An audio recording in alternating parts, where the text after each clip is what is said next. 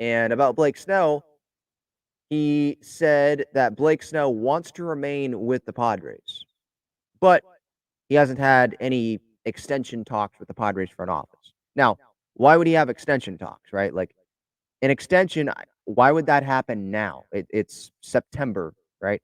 Beginning of September, Padres aren't making a postseason push. I think their season's over. I know they had a good series against the Giants, but let's be realistic here. He's about to go win the Cy Young, or at least he's on track to win the Cy Young.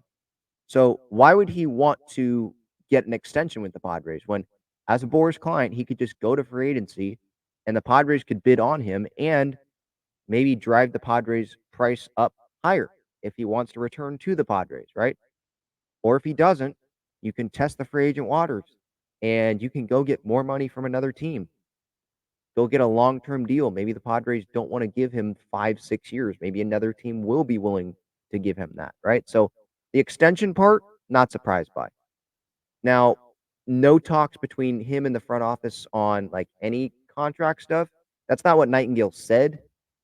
He just said they haven't yet engaged with the front office on a potential contract extension. But again, I don't see an extension happening. I never saw an extension happening. I think the Padres front office is like, I think they entered this year like, we'll see what Blake can do.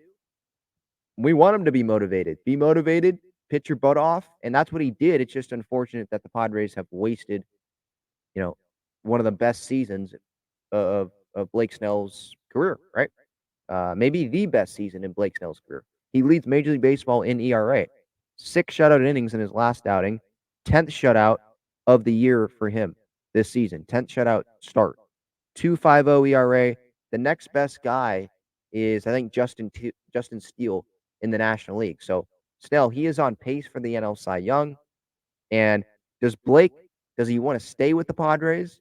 I think you can make the case that he does want to stay. The Don and Mud interview seems like he loves that. He's having success with Ruben Niebla and Gary Sanchez. Don't try to fix something that isn't broke, right? I think you could bring that up. Does he believe that the 2023 Padres are actually a thing, or is that just a once in a century disappointment, a once in a century failure? And he thinks the 2022 Padres are the actual Padres. And if he does, then yeah, there's probably a case for him to stay because he's going to get paid either way, right? And he wants to win. He's comfortable here. That's another thing. It took him time to get comfortable with the Padres coming over from the Rays. It took him time. And now he's comfortable. Does he want to go through that process again with another team? I'm not so sure about that. It seems like he enjoys San Diego.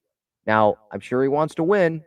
And if you want to win consistently, don't know if the Padres are the best spot for that just based on their track record in terms of making the postseason and doing anything in the postseason.